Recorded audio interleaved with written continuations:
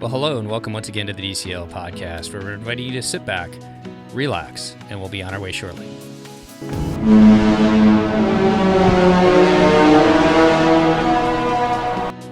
Well, welcome back to the DCL Podcast, your podcast to help you cruise a little smarter. I am your host, Lake, and I am once again riding solo here, but that is A-okay because we have another fun episode for you. We are talking about back-to-back sailing, the coveted 2 sailings in 1 trip. And to help talk about this show, we'd like to welcome Lauren to the show. Lauren, how are you today? Great. Thanks for having me, Lee. Absolutely. As I said before the show, Lauren used the little form that we have on the bottom of all the show notes, and we do appreciate everyone who's filled that out. We try to get back to everyone as soon as we can. But turning this towards this sailing, Lauren, why don't you tell us a little bit about your Disney and Disney cruising background? Sure. Well, so my husband and I and our family live in the suburbs of Los Angeles, so we call Disneyland our home park. We are annual pass holders or magic key holders there, and we find ourselves there pretty often, most of the time. My first cruising experience was actually just January 2023, so not too long ago. We took a Carnival cruise out of Long Beach, and quite literally we became hooked as a family, no pun intended. We really had a great time with traveling with my husband and our children, and then my in-laws as well. So that kind of started it off. And we knew we wanted to do a Disney cruise that was obviously just with our children at that age where we knew they would love it. And so we booked the Disney Wonder in June of 2023. So we did an Alaskan sailing, really magical, memorable experience. And that got us, into Disney Cruise, into the Castaway Club. So from there, we did a sailing on the Magic in November of 2023. So it was a very maritime sailing, which was really cool. They did a few of those cruises kind of out of San Diego last year, so it was nice to be able to take advantage of that on our coast. And then we went back. The Wonder did its thing in Mexico in the spring of this year of 2024. So we did our thing there, and it was just a little 4-night Mexican cruise and Catalina, and then leading up to kind of 4 and 5, which were the Wish back to back. So we did those in June of 2024. It was a 3-night followed by a 4-night, right to just kind of kick off the summer. So that was really our cruising history as a family. So short-lived, but we've gotten really invested in Disney Cruise Line and continuing to kind of build on that status as we're now gold members. Yeah, what a fun way to get into Disney cruising with the Wonder in Alaska. Just an amazing trip. And then my actual first sailing was the Wonder out of San Diego, which we had a ton of fun on, and we loved it. You don't really need to leave the boat. That's kind of what I like about a lot of those, is you really can enjoy the boat, because if you've been off into those different ports before, there's only so much to do and see. So we really got to just use those as sea days when we ported and docked. So totally agree. Yeah, that's actually exactly what we did. It was actually my wife and I's honeymoon, and we did Disney World, Disneyland, and then the cruise was our last portion of it. And by that point, we were so exhausted, we just stayed on the ship and just relaxed the whole time. Nice. Maybe I missed here, but you have not hit any Dream Class ships yet, right? That's correct.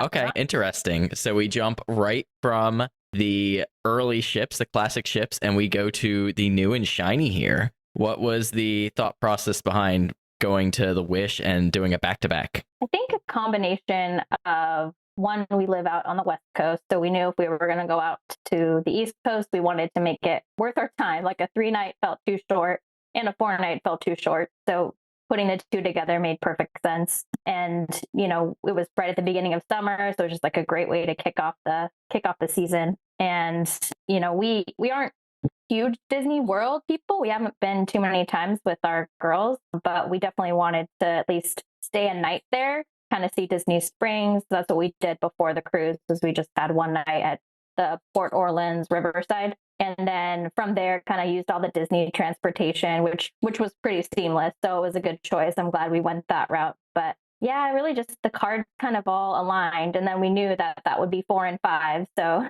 that's how we were able to get to gold and have that benefit for the next cruise.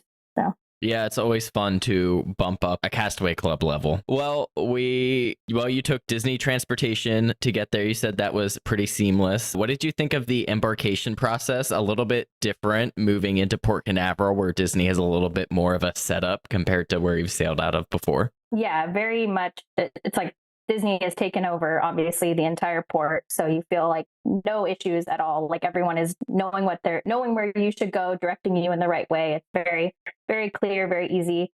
And then it was nice too, because we used the Disney transportation, that our boarding time didn't matter, right? Like the second we got there was the second we got in to get through all the process. So that was a nice perk for sure. But we had no issues getting in, didn't have to wait too long until our boarding groups, were on the ship. So it worked out great. Well, before we get onto the ship, going back, taking the Disney buses there, about what time did you get picked up for that? And what time did you actually get to the port? I felt like our pickup time was kind of around 9 o'clock, but we didn't leave right at 9 because we had, waiting for everyone to get on. We stopped at the Port Orleans French Quarter Resort as well, because it's right next to it, to pick up a few people. So by the time we got to the port, it was closer to 11. And then from there, it was, the typical kind of lines to get through security and all that stuff, and waiting a little bit, but 1.5 to 2 hour experience, from start to finish. Okay, that's not too bad then, honestly. How long did it take you to get through like the security and get like check-in security and actually get from the port onto the ship? Probably about 30 minutes in total. We got into an earlier group because we got in earlier, kind of, so disregarding whatever we had booked previously. So I think we were like boarding group 8, I want to say, around there. So by the time we sat down, maybe 10 minutes, then they started calling us in. So it wasn't too bad. I think that it did help us having that Disney transportation selected for sure. Yeah, definitely a nice perk that once they get you to the port, you can just basically get on the ship then. There's no additional waiting. Well, the Wish is quite a different ship from the Wonder and the Magic, though you have not sailed the Magic. Just a little bit bigger. And by a little bit, I mean it is the largest ship in the Disney fleet. What was it like walking on board into that Grand Hall for the first time? Yeah, it was definitely like that fairy tale moment, because it just feels so grand, kind of relative to, and I mean, you still felt that when you go into Wonder and Magic, but it's just different. Like it's that, but like just so much more grander and bigger. But I think that seeing the characters out, princesses waving, like all of that, just, the lights, like the way that they change and just how tall, the inside of the atrium part is. It was just really, really beautiful to see. And we knew that going in. We were like, okay, like prepared to be like, from what we've seen versus like what the Wish will be, like all the things are going to be newer and going to be, just like that extra bit of pixie dust, I guess. Yeah, it really is a beautiful ship. But before we go any further, we should also talk about who sailed with you, and continuing on track with where we were, what was their reactions to the grand entrance to the Wish? Yeah, so I sailed with my husband and then our 2 kids. Always have to take a video, right? I have the video of them announcing our name, and, that excitement, you can see it in our kids' eyes, just of like walking in. And I mean, I was equally excited and blown away, but they were very excited to see it, and just got us, like, okay, like this is our home for the next, 7 nights, right? And it was like, okay, we made a good choice. Like now we'll be able to see this new boat and really get to experience it and not feel like rushed to like be able to figure out all the layouts and like where everything is. Like we had plenty of time to just feel like we could get to know the ship and, all the little nuances and things like that. So it was a great way to start for sure. Well, sticking to the Wish in general then, what was your family's overall thoughts on the ship? I mean, overall, we enjoyed it. We had, a lot of the things that we enjoyed were around experiences like the cafes, like just having so many different places to get a latte. Like we were so used to like the Wonder and Magic where it's, Cove Cafe obviously is your spot, but then like there weren't really too many other places throughout the ship, but there's all these different types of lounges or different places to get just like a simple, coffee drink. So we loved that. And then Paulo, obviously, we had to do. So we did brunch there, and we did the Prima Notte for the first time, which was really cool. We're not, like big wine drinkers per se, but I think we appreciated the thought that went into each pairing, and the food pairings were so good. We wanted to go back just to get like another, like a big size of all that food, because it was just so good with the whole thing put together. So we really enjoyed that. And then Arendelle, we were so happy to be going there multiple times because we had it was our first dining rotation night, and like our kids loved it. We loved it. Like all the music, the food, everything was just so fun. So we really enjoyed that. And the merch, we're big merch people. Like we're always looking to see what's the new thing, let's get there right when it opens so we can grab it before it sells out, very into all that, new sweaters and things of that nature. So we had a great time, and going on Castaway for the first time, that was an experience too. So we'll talk about that later, but we will definitely circle back around to Castaway. But before we get into that, what kind of stateroom did you and your family book? Yeah, so for the first night, for the first cruise, the 3-night, we did an inside, just a standard inside room. We have the pull down couch for one, and then the pack and play for another kid. So it worked out. We kind of were like, it's only 3 nights. We don't need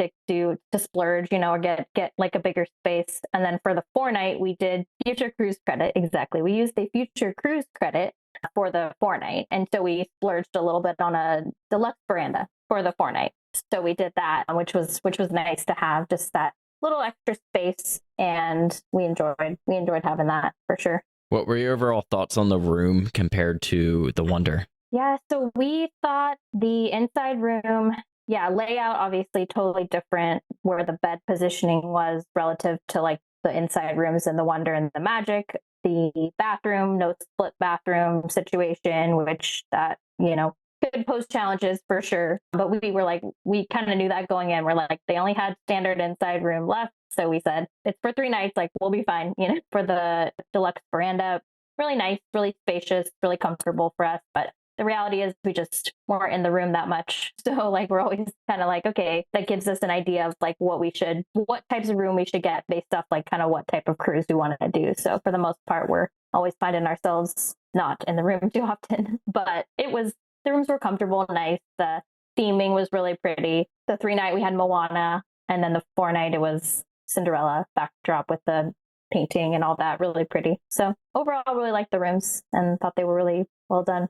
We've talked a little bit about your kids. Were we able to utilize the kids club or the nursery? And what were your experiences with those on board? Yeah, so our oldest did the Oceaneer club. She did the Oceaneer club and she loved it. Obviously, the slide going down into it was the highlight of her cruise. Just doing that as many times as she possibly could. So she loved that. And then our youngest was in the nursery, and I always have a great experience. We have always had great experiences in the nursery, just the great people that work there, and they go out of their way to make sure that you feel good and comfortable, and the kids have a great time. So both were great experiences. We've made the mistake in the past of not booking nursery hours, like, because you can book up to 10 or 11 hours, I think, in advance. So we've done that in the past where we didn't do the booking in advance, and they didn't have any availability. So it really kind of depends on the cruise type, and if it's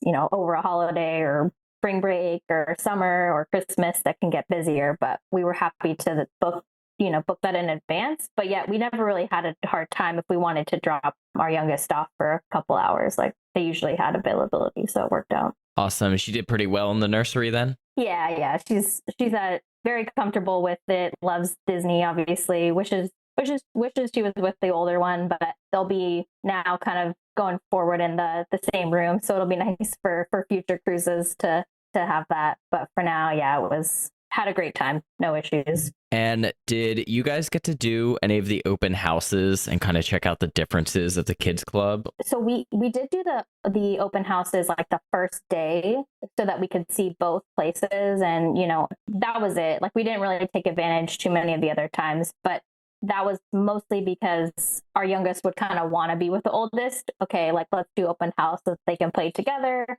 Otherwise, like, it was kind of, you're in this room and you're in that room. So like, it was getting confusing, right? Like, okay, I want to be in this room with sister, but I can't be. So all that good stuff. But we did do a couple open houses where you could just kind of see what it was about, especially on like the first day embarkation day. to see kind of, they always have a few different windows of time where you can check it out. And the important question, did you go down the slide? I did not. Big miss.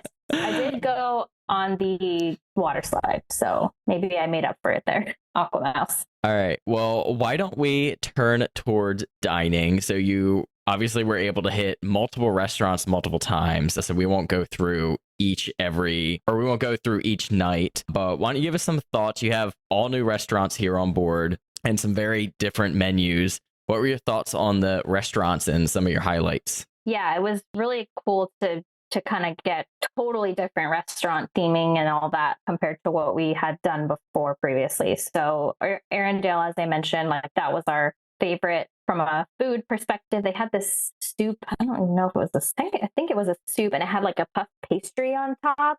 And I think it was just an appetizer. Oh my gosh, like we could have easily ordered multiple of those. We were glad that we could go back to get it a second time because it was really good. But just it was the baked scallop, right? Yes, exactly. Oh my gosh, that was so good. So everything there was really delicious, and the entertainment aspect, because we love music and all of the, like, just all of it. Like our kids, they're obviously Frozen fans. I mean, how can you not be? I mean, I'm somehow still like, it's funny how it still is a thing. Like everyone is getting into it when they stop saying "Let It Go" like in his key, like in the male key version of the song. Like everybody was singing and dancing, and it was awesome. We were totally into it. We did not want it to end. So that was a great time for sure. World of Marvel, our oldest liked it because she likes, Marvel and Spider-Man and all that.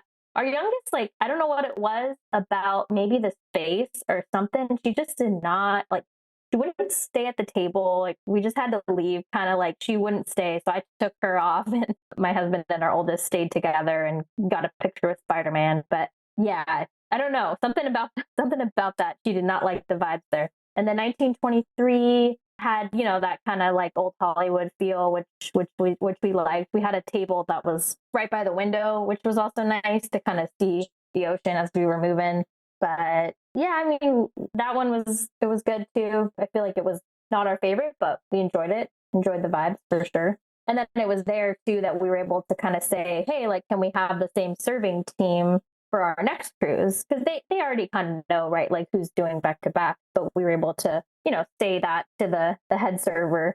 And of course, you walk up there and they're probably thinking you're going to complain about something or say something was not good about your meal. But we're like, no, like we want the same people to be with us for the next sailing. So they appreciated that. But yeah, overall, the dining experience was really great. I mean, we're definitely Marceline's like breakfast buffet people. Like we're not sit down breakfast or lunch people. Like, we don't do that with kids. Like the buffet is excellent, or we'll just bring it down, to the rooms so that they can eat and do room service now and again. But can't complain. Like we like the food aspect was really good on the ship. Did you try the deck food? Yes. So we loved the Donald Duck's Cantina. Probably getting the name wrong. Nope, you got it. The rice, like just that white rice with like cilantro and then chicken and beans. Like we would just do bowls. The kids would eat that. Pizza, all that. So that was nice to have like more options for sure. But obviously on a bigger ship, you're going to have like way more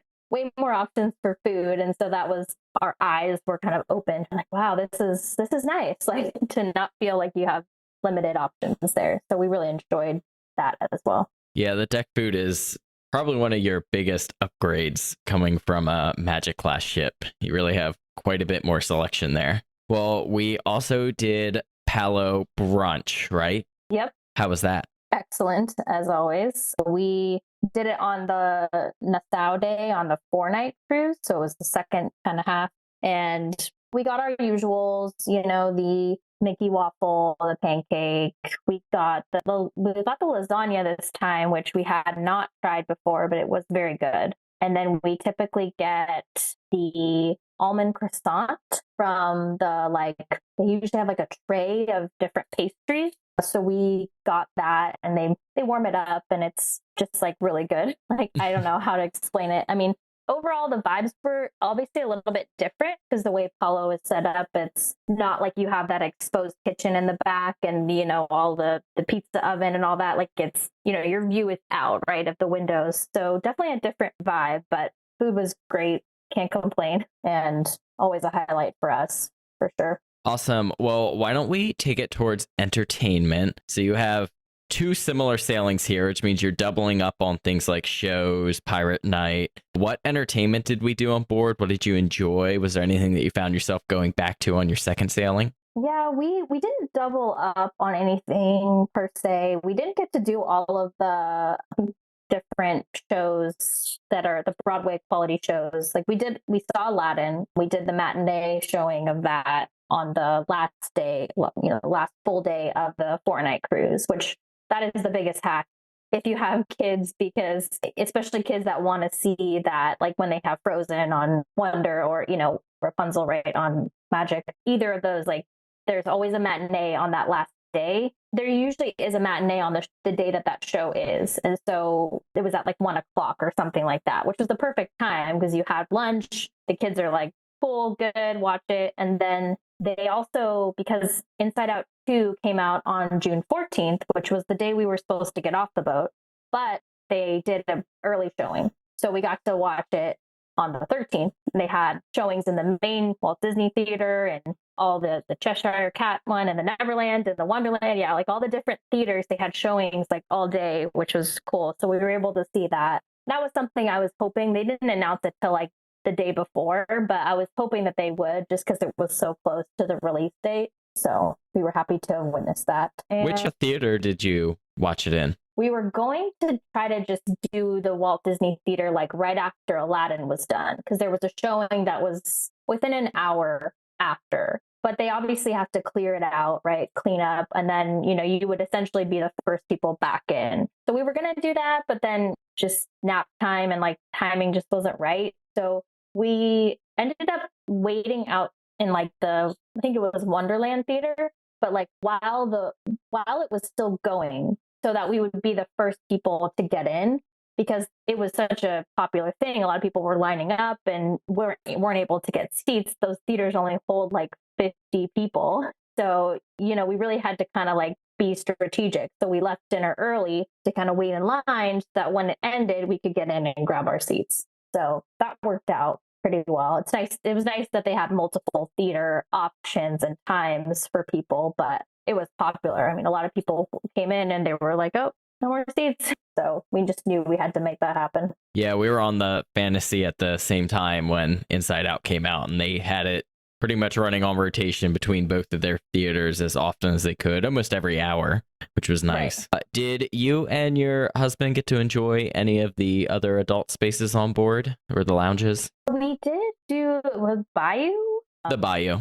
The Bayou. That was nice. They always had like different live music and the two like little booths where they had like this really pretty kind of like gazebo, just like glass enclosed structure. That was really cool. So we sat there a few times just for the vibes. We didn't check out like the Star Wars lounge, or of course we went to Cove Cafe multiple times. That's kind of like our spot. But that was it for lounges. Yep. The Bayou was one we enjoyed. And what did you and your family do when you were all together then? How did you spend your time on board? Most of the time, really just characters, right? If we see a character, wait in line, grab a picture. Those were always fun. And checked out that Inside Out Sweets, ice cream place a couple times too, which was always nice. And did some pool splash area, the Toy Story splash area was always a good time. Did the Aquamouse a couple times. That was fun. Definitely like had to do it experience, and we enjoyed that. But yeah, I mean, really hit the gym, a couple times, I guess, me and my husband. But other than that, like just a lot of like walking and seeing where the wind takes us, kind of like how we do Disneyland too. It's like we're not necessarily firm plans, but if there's things that are coincidentally like happening around us or near us, like, oh, cool, we'll check that out. So. Awesome. I would like to turn towards the back-to-back process here a little bit. Now, you were changing staterooms. Typically, if you do a back-to-back in the same stateroom, they basically let you leave your stuff there. Did they move your items for you, or how did that process work? Yeah, so we just got like separate luggage tags, and then we were just told we had to leave them out in the morning. We didn't have to leave them out like the night before, but kind of tag everything, and then they moved it for us to our other room. So it was, no issues. It was an easy process. We had the option to stay in the same stateroom. Like, ironically, it was available for the 4-night too, but we were like, if in case we don't like the room or if there's something about it, then we'll have another choice and we'll be able to be somewhere else. So it worked out. No issues with that process. Cool. And what was the process like for you guys actually having to disembark and then re-embark? Yeah, so we really just were waiting for that like final call of like the last call to get off the boat announcement, which was closer to like 9 o'clock. That was nice because we weren't really having to be in the typical rush to get off the boat, because they won't let you off until like everyone else is pretty much off. So once that happened, we were off, sat in an area inside the port, and we were probably in there for 30 to 45 minutes. And then we went back on. It was kind of a cool experience to go back on like that, because it's before, before everyone's all kind of there ready to like announce people. We even had like a magic moment, I would say. So it's that awkward time too, where Marceline's wasn't open yet and for food. So you're kind of just like walking around, trying to pass the time. And we were on the, I guess, 5th floor, the top floor of the atrium, like level where you can still walk around and see things down from the top. And Mickey came out, and Captain Mickey, of course, in his outfit. And he was just like by himself. And we were like, oh, this is cool. So of course, we all freaked out. And he proceeded to like grab our oldest daughter's hand and take her to where he was going to stand and wave to everybody as they came on the ship. So got a few pictures of that, which was really cool. So just that cool moment to be like on the ship when like there's really nobody on the ship yet, and see all that go down. So really cool. Yeah, it's very nice to be able to wander the ship without running into really anyone at that point. Yeah. Well, why don't we turn this towards our ports here? We only have 2 to talk about, 2 days in each. Did you do anything in Nassau? No, we did not get off in Nassau. We treated those as sea days both times. So we just wanted that extra time on the ship. So didn't want to have anything planned for that. Well, then we'll go ahead and just turn it towards something more exciting. Your first 2 times Castaway, even before you got to the island, what were kind of like your expectations for it? And once you got on the island, did that kind of meet your expectations, exceed them, fall below? What were your thoughts? Yeah, I think as far as expectations, everything I've seen and heard is, it's a short walk, take the tram, like you're right there. It's Disney's island, right? It's not like you're around other people.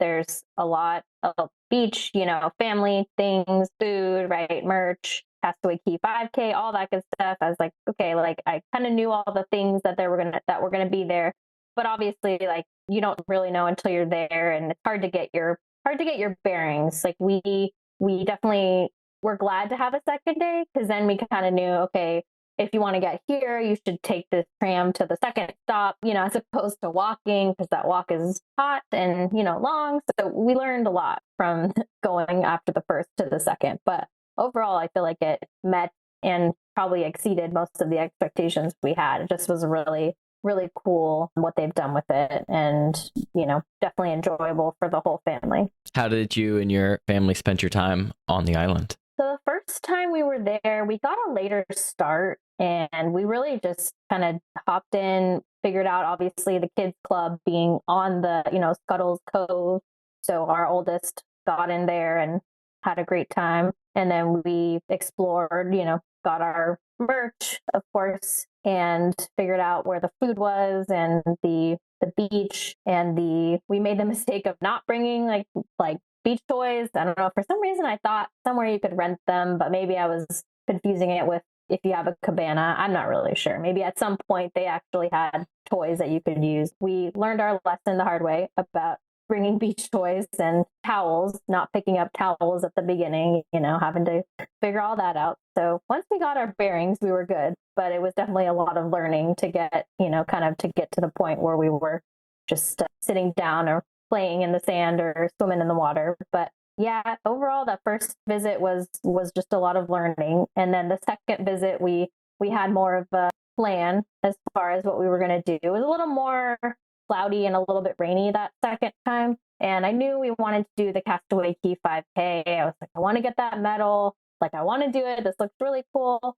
And so we had to kind of tag team. Like, one of our youngest was taking a nap and we didn't have that much time. So my husband went, he did it. He ran it, walked it. He was wearing Crocs. Like, he wasn't really prepared for it. He just was like, I'm going to do it. Like, we got this. Like, I'm going to get my medal. It's going to be great. So he did it. He inspired me. I went and did it. And thankfully I asked at the bike rental place before, because they closed early. Like, they closed a little bit early. And so I asked, like, what time do you guys close? Like, I want to make sure I get the medal. And they said, we close soon, but we trust you. Like, if you want to take the medal now, that's fine, and then finish it. But apparently you can get it at guest services, I think, too, if you didn't get one. But either way, I got my medal. I did my 5K. Didn't do anything too crazy. Really just kind of enjoyed the scenery, walking, beach, food, just the basics. Did you guys like play in the water or anything then? Like, are you beach people, or are you more of just like, let's hang out or let's do something? I mean, a little bit of water, a little bit of sand. We're not really hang out, but just kind of, they're always moving, always doing something type of people for sure. But in the heat too, like, I mean, coming from the West Coast, it probably sounds like silly, but we're just not used to humidity. And so like, it was really a struggle, for us, and then for our kids, just like trying to, not feel so hot all the time. And everyone else seemed to be fine. So we're like, okay, like, it's just definitely just us. Like, we just are not used to this weather. So we definitely were like, we need to get in water as much as we possibly can, because that seems to be the trick, is to kind of cool yourself down. But yeah, it was not as we probably didn't stay as long too, because we were like trying to stay cool. Well, California did just remind you of what heat can feel like very recently. It did. Yes, it was 109 here. I was there a week and a half ago. So yeah, it was toasty. I was in Disneyland for that. It was a toasty time. All right. What did you think of the food on the island? Did you eat either of the cookies? Yes. I don't know which one. The closest one probably to like the family beach area was where we grabbed it. Yeah, I mean, pretty standard as far as the food's concerned. Not really. No notes. I mean, it was what we expected as far as the food there. And, kids obviously eat a little bit here and there, like the chips, you're lucky if you can get some fruit in them or something else. But yeah, overall it was good. Obviously soft serve, always a hit. The birds were pretty ruthless under the like shaded area near where we got our food, but no surprise. There's kind of like you're in their element. So that's just the way they are, pretty aggressive, but food was good, no complaints. Awesome. Any other notes from Castaway before we move on? No, I think I hit everything. Really, just get your towels before you get, anywhere, because you will not find towels further in. That was the only thing I would say. But other than that, it was nice, and glad we got 2 trips for sure, just to like make sure we could hit all the things we wanted to do. We do 7 nights of sailing, and unfortunately you will then hit your disembarkation day. What was that process like for you guys? Was it pretty smooth? Did you go right to the airport, and how did you manage that transportation? Yeah, so we did express walk off, and we also used Disney transportation to get back to the airport. So that was very easy. And seamless. Our flight was moved. Has happened to me a lot where I've booked flights and they get changed, and usually changed in a way that makes it not convenient for leaving from a cruise, right? Because usually there's a minimum, I think it's like 11:15, or I want to say something like that, that you can't really have a flight earlier than that, or they can't guarantee that you'll get to the airport in time.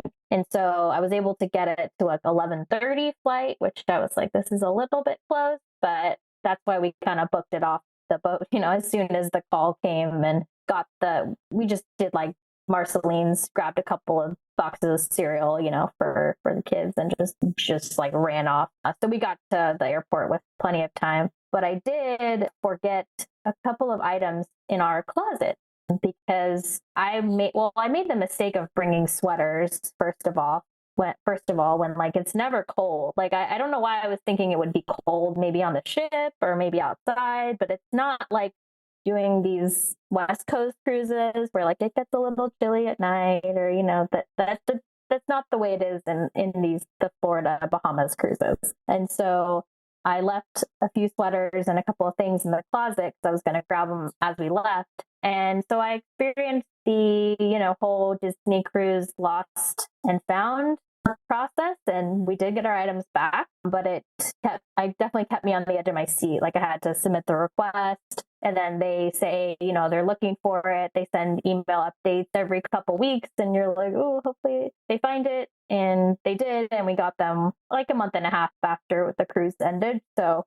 I've heard stories of people not finding things too. So we got really lucky. But where did you go to submit that request? I'm pretty sure I just Googled like Disney Cruise Line lost and found, and then it took me to, the Plan Disney site where it's got someone asked that question, and then there's an answer, and then there's a link to it. And so it was from there, and they use like a third party. I think it's called Chargerback.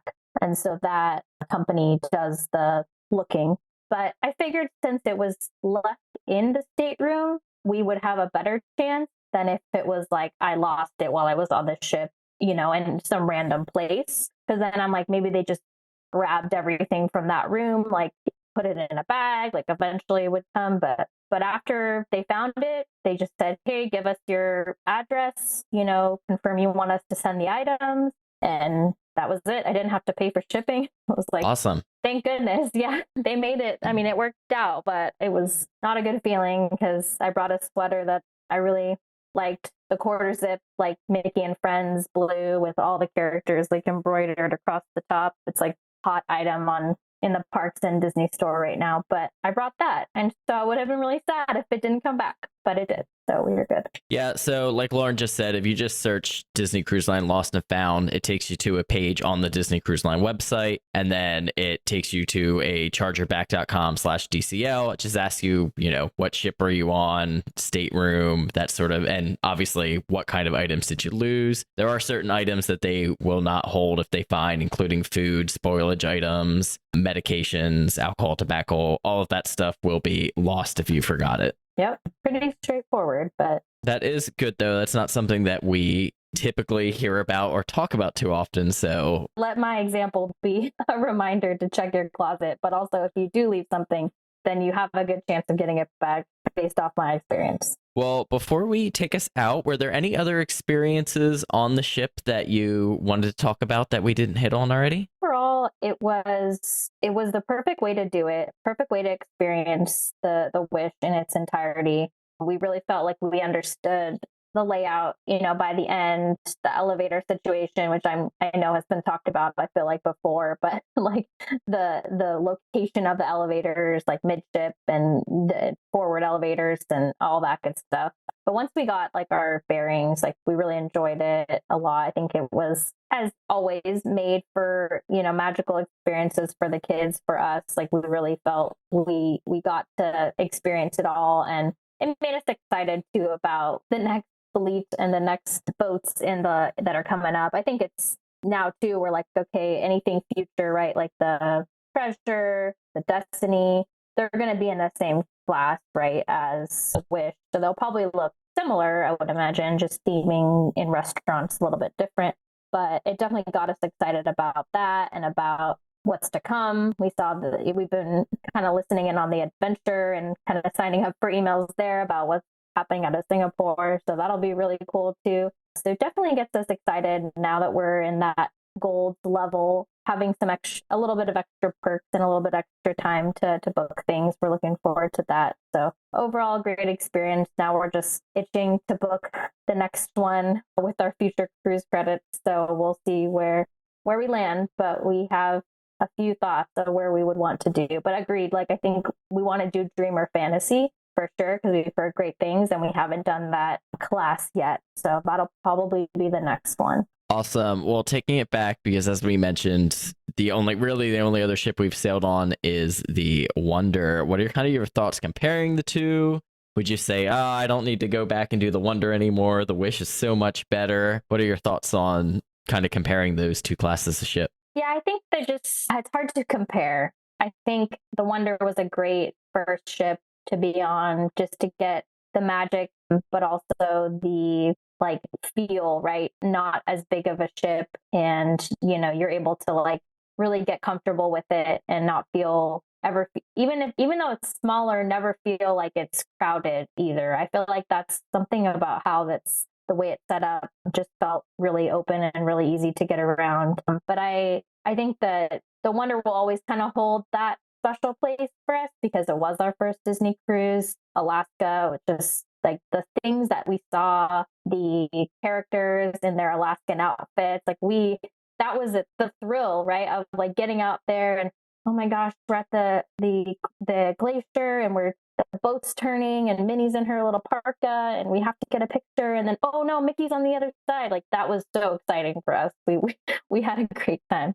But yeah, I think that is such a uniquely, Disney Wonder thing, right? It's the only boat that does that. And so that has a special place. But the Wish definitely kind of gave us like another appreciation for a larger ship, but also like just the more things, more food, more space, more this. Everything was just like bigger. And so you always felt like there was always something new to discover. So both great in different ways, hard to compare. Glad to have experienced it and looking forward to the dream and the fantasy one day and what's to come. Yeah, every class of ship really is magical in its own type of way. We're big fantasy fans here on the podcast. I think most of us will say that's their favorite or close to their favorite. I love the magic as well, the OG. But the Wish is, by far the most beautiful ship. It's got a lot of really well themed spaces. So there is something to love about all of them, whether it is where they're sailing, what's on board, or even the sizes of them. Well, I have one last question for you that I like to ask before we take it out here. Did you have any notable cast interactions you'd like to highlight? Yeah, I mean, I mentioned it earlier, but the Mickey Mouse, that moment with Mickey, I would say was pretty cool to see that. We enjoyed, our girls really enjoyed that kind of special time. But I feel like in general, we're always really impressed with the characters and how much time that they're willing to spend with you. I feel like when you come from the parks, like you're used to like really quick interactions, and it's harder to like actually like talk to them. But like our daughters are at the age where they actually like to ask them questions, and it's cool to like see them respond and try to kind of figure out, like interpret for them what they're saying. And that's always nice because you just feel like, okay, I'm one out of 4,000 people on this ship, but like the characters themselves are like actually taking the time to like talk and connect and like get,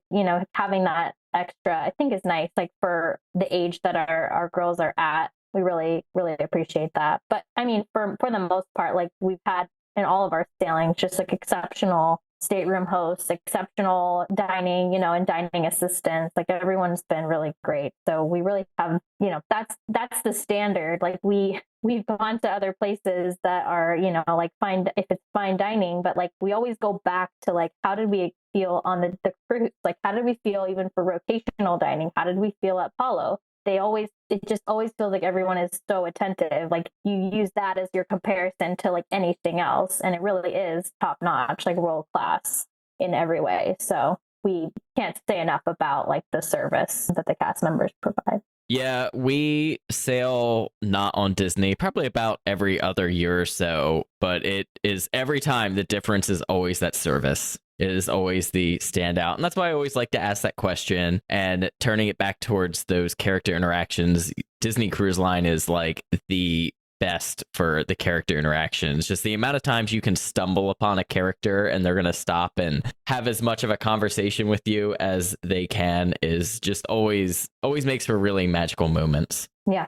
One thing too, I forgot to mention, which I think was interesting, was about the Magic. So the Magic was at the same time as we were cruising, the Magic was doing the first cruise to Lookout. And so there was a day, that Nassau Day in our 3-night cruise, where we were docked with the Magic, which was, I think a lot of people posted about it, and that they did some horn blowing contest, and it was cool. Like we heard about it, but we didn't see it, but we saw it afterwards, and we're like, oh, I think that's probably something that doesn't happen very often. So there's pictures too of the two ships like side by side, and that was a cool thing to witness, especially the Magic after coming off of Lookout, where we were all curious like how it was, and hearing kind of things through Instagram and whatnot. So yeah, definitely a interesting experience. Yeah, it doesn't happen too often that they are both in Nassau together, or any of the two ships are in Nassau together. But it is always fun when they get the opportunity to have that horn battle against each other. Yeah, it's cool. Well, Lauren, I think that about wraps up my question. Yeah, thank you so much again for coming on. Again, we do appreciate it. And we hope you guys had an absolute magical sailing and have an awesome sailing when you get to experience the dream and the fantasy. And feel free to reach out to us and come back on again to talk about some of those sailings. Thank you. Will do. Thank you. Well, that is going to wrap up this episode. Thank you all so much for listening, and we'll see you next time on the DCL Podcast. Bye, guys. Well, it's going to wrap up our show. Once again, we want to thank Lauren for coming on and sharing her family's adventures on the Disney Wish. If you're enjoying the show, we greatly appreciate you leaving us a 5-star review on Apple Podcasts. We'd also like to thank our Patreons who help make this show happen each and every week for us. You too can help support the show by visiting patreon.com/DCL Podcast. Whether you're boarding a cruise, enjoying a trip to the parks, or venturing outside of Disney, on behalf of myself, Christy, and Steve, we want to wish you smooth sailing and safe travels. And we'll see you next time on the DCL Podcast. The DCL Podcast is not affiliated with the Disney Cruise Line, Walt Disney Company, Adventures by Disney, or Run Disney. All of the opinions expressed on our shows are those of the hosts and the guests who appear on the show. If you have any questions about any of these products, please contact the Walt Disney Company.